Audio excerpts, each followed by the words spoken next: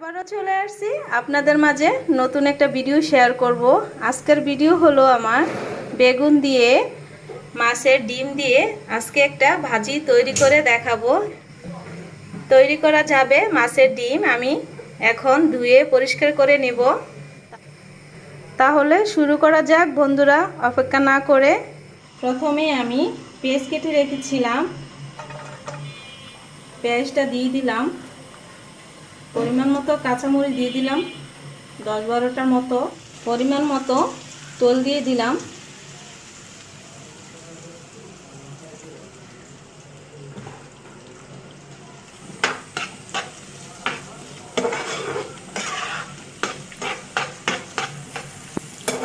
পেঁয়াজটা যখন বাদামি কালার হবে তখন আমি সব মশলাগুলো দিয়ে ডিমটা দিয়ে দিব।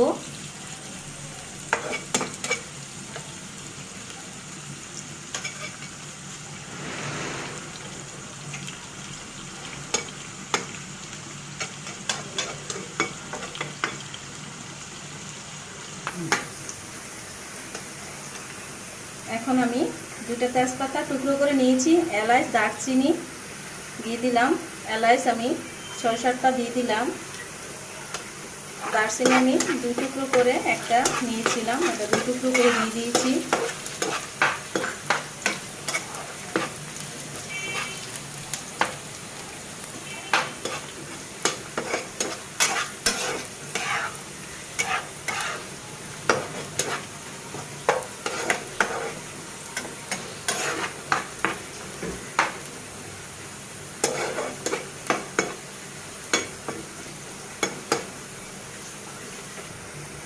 এক চামচ জিরা বাটা, 1 চামচ আদা বাটা, রসুন বাটা 1 চামচ আমি এই জায়গা দিয়ে দিলাম।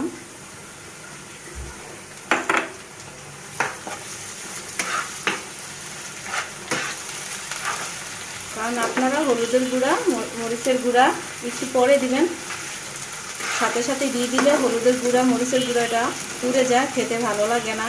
তার জন্য মশলাটা যখন একটু কষানো হয়ে যাবে তখন আপনারা হলুদের গুঁড়া মরিচের গুঁড়া দিয়ে দিবেন।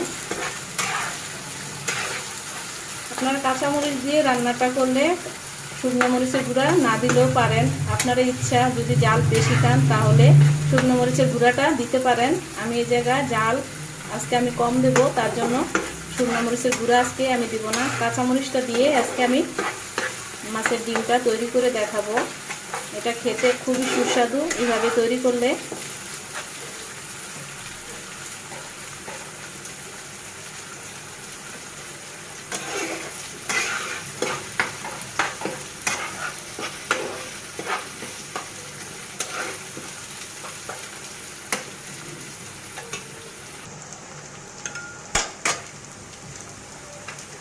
পরিমাণ মতো লবণ দিয়ে দিলাম।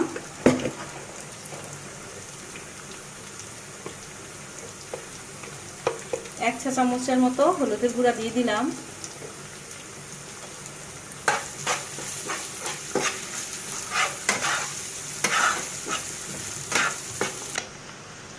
সামান্য পরিমাণ মতো 1 কাপের মতো পানি দিয়ে দিয়েছি।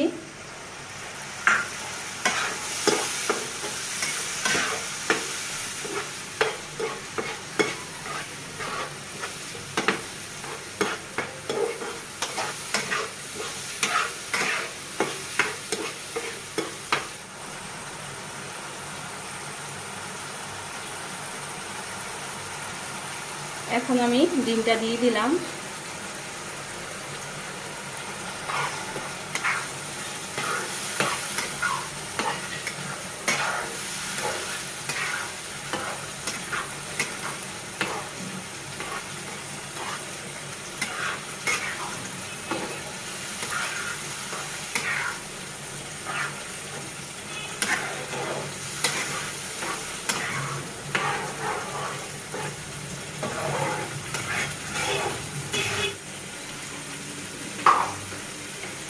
যে বেগুনটা কেটে রেখেছিলাম কালো বেগুন দিয়ে দিলাম।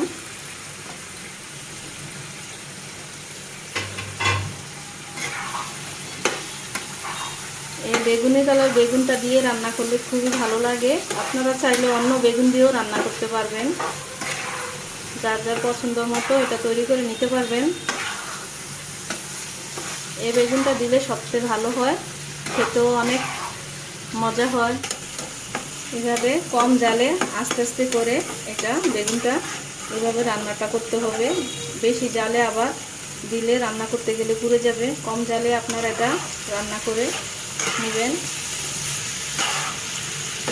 চুলাটা কম করে আপনারা দিয়ে জালটা দিয়ে তৈরি করে নিতে হবে। বেশি জাল দিলে আবার পুড়ে যাবে, খেতেও ভালো লাগবে না।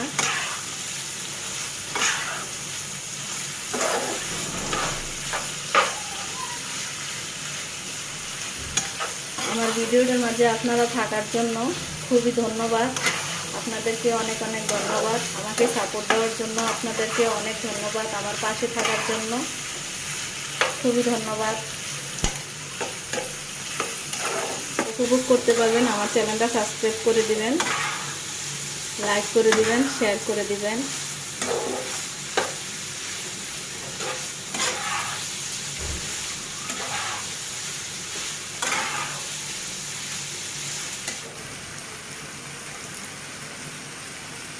জানি আপনারা আমাকে অনেক সাপোর্ট দেন। আপনারা সাপোর্টের জন্য আমি এখনো নতুন নতুন ভিডিও আপনাদের মাঝে তুলে ধরি। এইভাবে আমাকে সাপোর্ট দিয়ে থাকবেন। আমি নতুন নতুন ভিডিও আপনাদের মাঝে তুলে ধরব। এখন আমি ধনেপাতা দিয়ে দিলাম। ধনেপাতাটা দিলে একটু গ্রান হবে, খেতে একদম সুস্বাদু হবে। তার জন্য ধনেপাতা দিয়ে দিয়েছি। আপনারা হাতের কাছে ধনেপাতা না থাকলে নাও দিতে পারেন।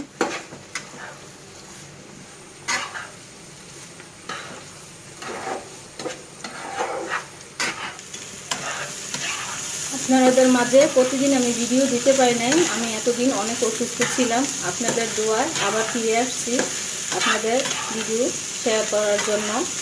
এইভাবে আমার জন্য দোয়া করবেন করার জন্য। এখন বেগুন দিয়ে যে ডিমটা তৈরি করে দেখালাম কমপ্লিট হয়ে গিয়েছে। এখন আমি পরিবেশন করে আপনাদেরকে দেখাচ্ছি আজকের রেসিপিটা আমার তৈরি হয়ে গেল। দেখুন কেমন করে রান্নাটা করে আপনাদেরকে দেখাইছি। বেগুন দিয়ে মাছের ডিম দিয়ে এভাবে আপনারা তৈরি করে দেখুন, খেতে খুবই সুস্বাদু। আমার ভিডিওটার মাঝে আপনারা থাকার জন্য খুবই ধন্যবাদ। আপনারা সুস্থ থাকুন, ভালো থাকুন, আমাদের জন্য দোয়া করবেন। আল্লাহ হাফেজ।